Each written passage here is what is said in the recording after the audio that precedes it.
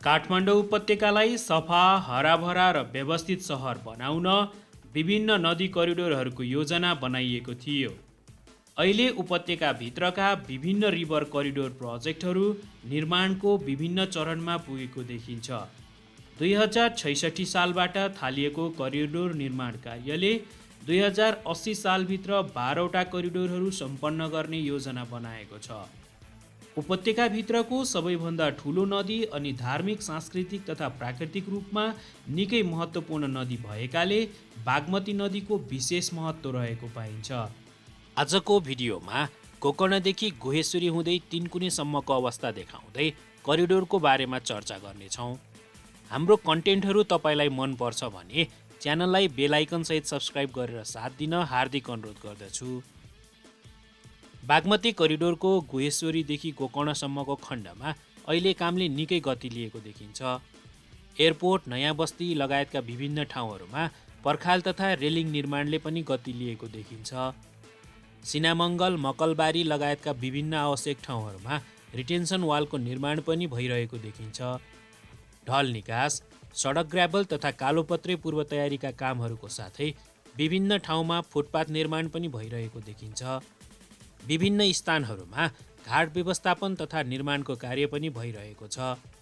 त्यसै गरी करिडोरमा घाँस लगाएर हरियालीकरण गर्ने तथा बोट बिरुवाहरू लगाउँदै हरियालीकरण प्रवर्धन गर्ने कार्य पनि भइरहेका छन्। Bagmati river basin improvement project अन्तर्गत गोकर्णदेखि सिनामङ्गलसम्म नदी वरिपरिको ल्यान्डस्केपिङ तथा ब्युटिफिकेसनको कामको ठेक्का कालिका राङकेन लामा जेबीले पाएको थियो। यस आयोजनाको सम्झौता 2073 साल कार्तिक 19 गते भएको थियो। त्यसको 2 हप्तापछि यो आयोजना कार्यान्वयनमा जाने गरी सम्झौता भएको देखिन्छ।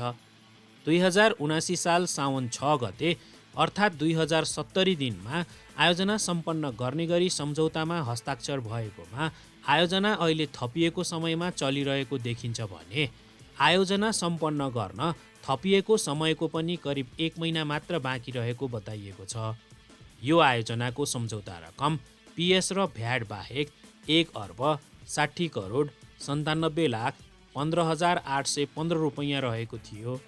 बागमती करिडोर निर्माण तथा यस नदी वरिपरि विभिन्न वाटर ट्रिटमेन्ट प्लान्ट, ल्यान्डस्केपिङ तथा हरियालीकरण लगायत बागमती स्वच्छता सम्बन्धी विभिन्न आयोजनाहरूका लागि नेपाल सरकारले एसियाली विकास ब्याङ्कसँग ऋण लिएर अघि बढाएको देखिन्छ।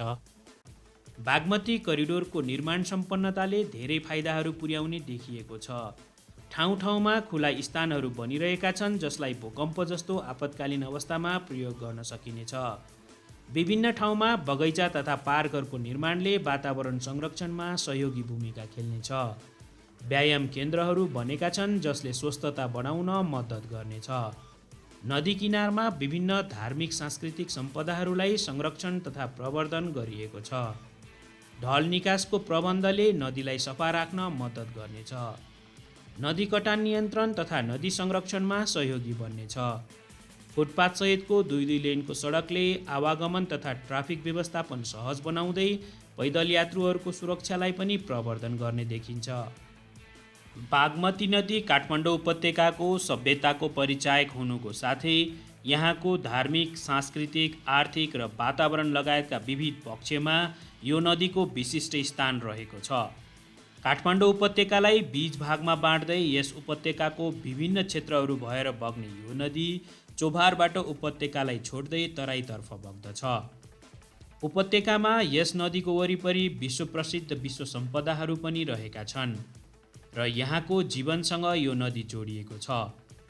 समय चक्रसँगै उपत्यकामा बढेको अव्यवस्थित सहरीकरणका कारण खुम्चिँदै गएको, फोहोर र दुर्गन्धका कारण आफ्नो परिचय गुमाउँदै गएको यस जीवनदायिनी नदीलाई सरकारले विशेष महत्त्व दिँदै अधिकार सम्पन्न बागमती सभ्यता एकीकृत विकास समिति मार्फत विभिन्न दूरगामी योजनाहरू सहित यसलाई पुनर्जीवन दिँदै यसको सुन्दरता र स्वच्छता फर्काउँदै बहुउपयोगी बनाउने उद्देश्यसहित विभिन्न निर्माण योजना तथा कार्यक्रमहरू सञ्चालन गरेको पाइन्छ। अहिले बागमती करिडोर अन्तर्गत विभिन्न ठाउँहरूमा बगैँचा तथा खुला स्थानहरूको निर्माण तथा सञ्चालन, पार्टी पौवा, शौचालय, पार्किङ, विभिन्न खेलकुद कोर्टहरू लगायतका निर्माण, हरियालीकरण तथा विभिन्न पार्कहरूको निर्माण भइरहेको देखिन्छ। काठमाडौँ उपत्यकाभित्र बागमती नदीमा मुख्य रूपमा 7वटा सहायक नदी र 5वटा खोलाहरू मिसिएका छन्। यसमा बागमती, विष्णुमती, रुद्रमती, मनहरा, नक्खु, बल्खु र इच्छुमती नदीहरू र त्यसै गरी गोदावरी, हनुमन्ते, साङ्ला, महादेव र कोड्कु खोलाहरू पनि मिसिन्छन्। बागमती नदीको उद्गमस्थल बागद्वारदेखि चोभारसम्म यसको लम्बाइ 35 किलोमिटर रहेको छ भने उपत्यकाभित्र यसको जलाधार क्षेत्र 157 वर्ग किलोमिटर रहेको छ। उपत्यकाको बढ्दो सहरीकरणसँगै यहाँका खोला तथा नदीहरूमा नकारात्मक प्रभाव पर्न थालेपछि यसको समाधान गर्दै उपत्यकालाई जीवन्त पार्न 15 खर्बको लगानीमा विभिन्न नदी तथा खोलासँगै करिडोर प्रोजेक्ट तथा विभिन्न कार्यक्रमहरू सञ्चालनमा ल्याइएका छन्। विक्रम सम्वत 2066 सालबाट सुरु भएका विभिन्न करिडोर प्रोजेक्टहरू विक्रम सम्वत 2080 सम्म सक्ने गरी निर्माण थालिएका हुन्। उपत्यकाको बढ्दो जनसङ्ख्याको चाप यहाँको वातावरण तथा प्राकृतिक स्रोतहरूमाथि परिरहेको छ। नदी क्षेत्रको संरक्षण र व्यवस्थापनको कमीका कारण नदीमा पानीको मात्रा, पानीको गुणस्तर, नदी क्षेत्रको वातावरणका साथै महत्त्वपूर्ण सम्पदाहरूको संरक्षणमा पनि जटिलताहरू देखिन थालेपछि नेपाल सरकारले सरकारी लगानीका साथै एसियाली विकास बैंकको ऋण तथा अनुदान अन्तर्गत बागमती सुधार आयोजना अर्थात् Bagmati river basin improvement project कार्यान्वयन गरिरहेको छ।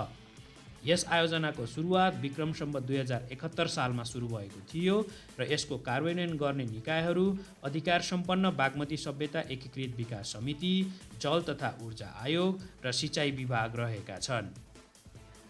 बागमती करिडोर अन्तर्गत बनिरहेको सडकहरू 2 लेनका छन् र 10 मिटर चौडा बनेका छन्।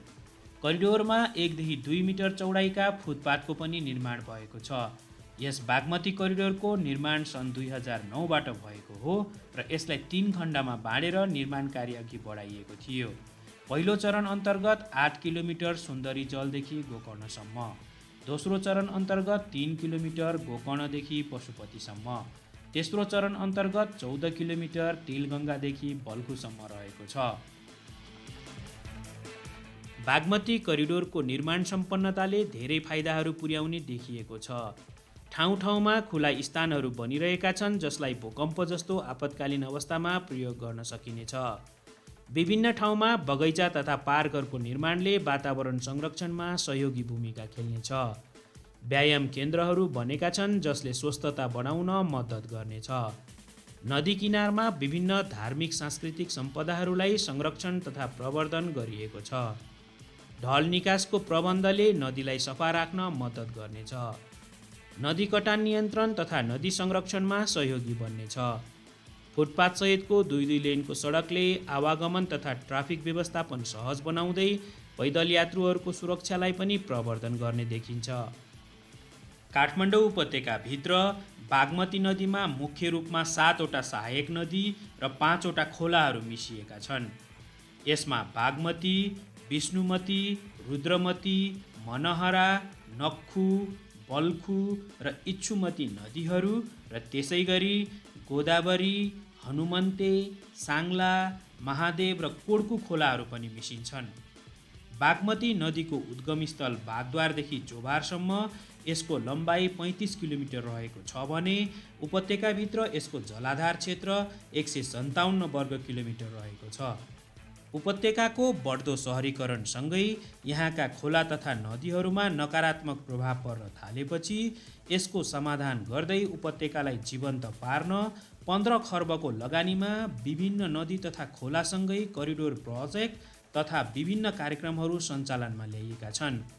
विक्रम सम्वत 2066 सालबाट सुरु भएका विभिन्न करिडोर प्रोजेक्टहरू विक्रम सम्वत 2080 सम्म सक्ने गरी निर्माण थालिएका हुन्।